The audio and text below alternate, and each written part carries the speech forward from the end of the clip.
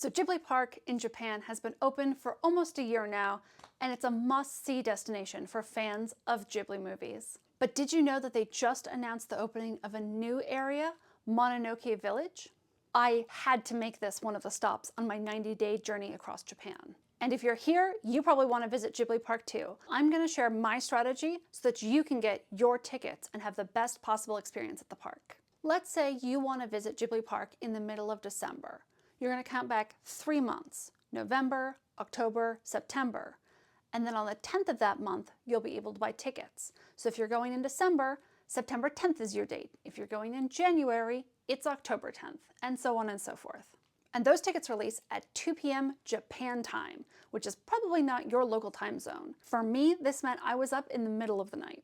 Now that you know when your tickets are available, we'll do some research to figure out what you want to buy. Right now, there are 3 areas open, and the first is Don Doko Forest. This area features a life-size recreation of Satsuki and Mei's house from My Neighbor Totoro, all the way down to the littlest details like their watercolor set left out. Next up is Hill of Youth, which features the World Emporium from Whisper of the Heart and also a small recreation of the Baron's house from The Cat Returns. And let's not forget Ghibli's Grand Warehouse, which recreates scenes from Ponyo and Arrietty, plus it's where you can see exclusive films, pick up your Ghibli merch, and have some tasty food. More on the food later. But as I mentioned, a 4th area, Mononoke Village, is about to open. This area is inspired by Lady Eboshi's Iron Town from Princess Mononoke. And unlike the other areas, it will feature a hands-on activity, making local specialty gohei mochi, grilled and sweetened rice cakes. If you visit the Ghibli Park website, which I'll link down in the description, you can see more on each of these areas. It would be great if we could just roll up to Ghibli Park in the morning and take our time walking around, but that's not how this works. First, we go to the Ghibli Park calendar, linked below, and we look for the days that we can visit. We're aiming to target days that are green or red, since these are days when the park will be opening early. Next, we'll look at the available entry times for each area. Right now, Don Doko Forest has entry times at 11 and 3 o'clock. And Hill of Youth has the same schedule, so we know right away that if we want to see both, they're each getting one of these time slots. Now starting in November, Ghibli's Grand Warehouse comes packaged with entry into Mononoke Village. This can look confusing, but it's actually really simple. When we select our entry time, we're only selecting the entry to Ghibli's Grand Warehouse. Now unfortunately, the only entry times into Ghibli's Grand Warehouse are at noon and 2. And since we already have 2 things on our schedule, you can see how this gets tricky pretty fast. The recommended visit times for both Hill of Youth and Don Doko Forest are 30 minutes to an hour, so it's generally going to be fine to fit one of these in before Ghibli's Grand Warehouse entry at noon. But what about if we wanted to try the 2 p.m. entry to Ghibli's Grand Warehouse? Well, as I mentioned, the warehouse has a lot going on. In fact, Ghibli Park itself recommends 2 to 3 hours in the Grand Warehouse. So you can see that the 2 p.m. entry time is a no-go if we also want to be able to do Don Doko Forest and Hill of Youth on the same day. Once we exclude that, here's what our day looks like. If you know me, you'll know that Don Doko Forest is my #1 priority, and so I like the prime 3 o'clock spot for it. I also like this because it's a little further away in the park, and so this gives you some extra time to walk back and forth. But if your #1 Ghibli movie is Whisper of the Heart or The Cat Returns, you probably want to swap these two. But wait, we still need to fit in one more area, Mononoke Village. When can we visit anyway? Anytime from park open until 4 o'clock in the afternoon. This is one of the reasons that I recommend a weekend or a holiday. Because Mononoke Village is one of the newest areas, you can expect a line. So I think queuing up at 9 a.m. is a great idea. Now that we have our ideal schedule in mind, there's just a little more work we need to do to have the best chance of success when purchasing tickets. You're also going to need to have some other stuff handy. Some of this is obvious. Your name, your email address, and your credit card details. But you'll also need to have the passport number and nationality of your group leader handy. What's a group leader? Well, they're the person whose passport may need to be provided in order to confirm that the tickets belong to your group. If they're not there with you at the park, you could get turned away. So pick the right person for this responsibility. You'll also need the address of where you're staying. This could be like someone's house or a hotel or Airbnb. And then a 4-digit passcode. They're letters or numbers that you'll use to secure your reservation. On the day of, I recommend taking all of these details and putting them into a note on their computer or computers you're using so that you can just copy paste into the relevant forms. You'll also, and I almost missed this one, need your cell phone in case your bank texts you or emails you to verify any of the transactions. And speaking of gathering devices, you need computers, as many as you can get. Honestly, this was the #1 factor for my success. And to understand why, you need to understand how the queue works. The short version is that 30 minutes before tickets drop, the Lawson ticketing site will turn into a queue. And you can join anywhere from 28 minutes beforehand to 1 minute beforehand. It won't matter. But once tickets release, everyone who is in the queue is going to be placed in a random spot in line. And that line can be long. But I was able to get a spot near the front by having as many computers as possible join the queue before tickets dropped. And when it came time to buy tickets, this is what my setup looked like. Even if you can get a few more computers, I think it will be totally worth it for you. And of course, if you're going with friends, get them to use their computers, get everyone on a video call, have a Ghibli-themed ticket release party. And finally, no matter what else you do to prepare, I think one thing that gave me a lot of confidence is doing a test run of the purchase process. So let me take you through that right now. It's 31 minutes before the release time and you're anxiously waiting. 30 minutes beforehand. You refresh your screen and you'll see a message like this.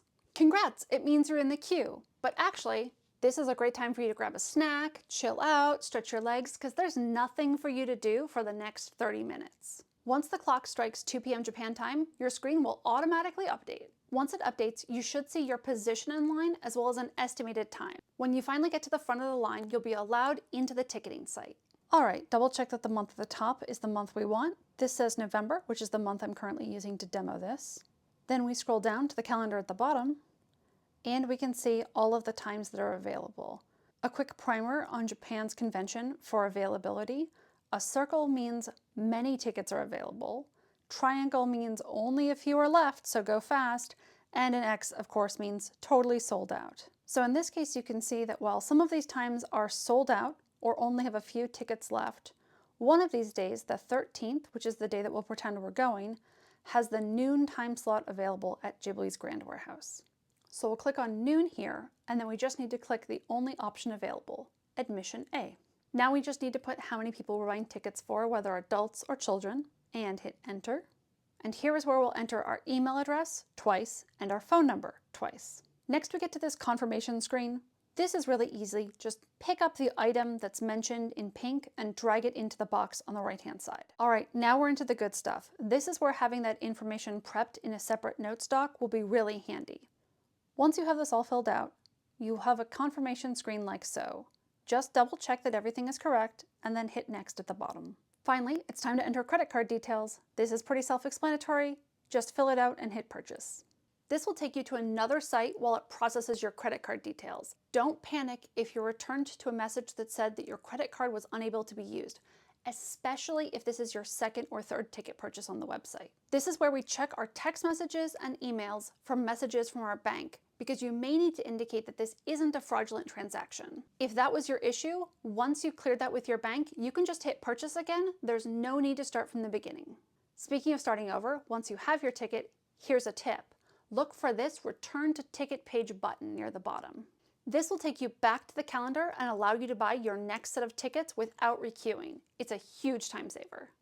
And of course, make sure to double check those confirmation emails once you get them.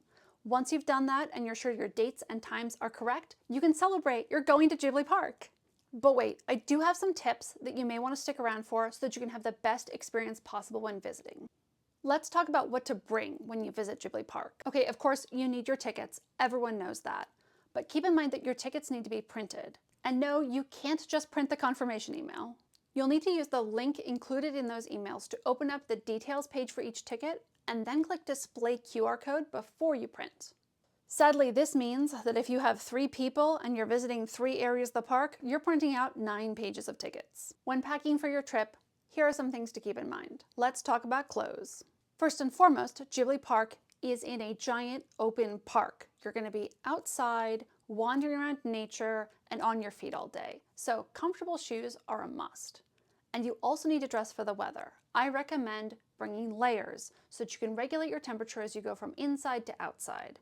You'll also want to bring probably a raincoat or an umbrella just in case the weather turns on you. Also, a warning. Large suitcases are not allowed inside Ghibli Park. Leave oversized luggage behind. While you could try to find a large coin locker at the train station, you don't want to risk the chance that there isn't going to be one available. However, rest assured, Backpacks are totally fine at Ghibli Park, and in fact, you may need one for all your souvenirs.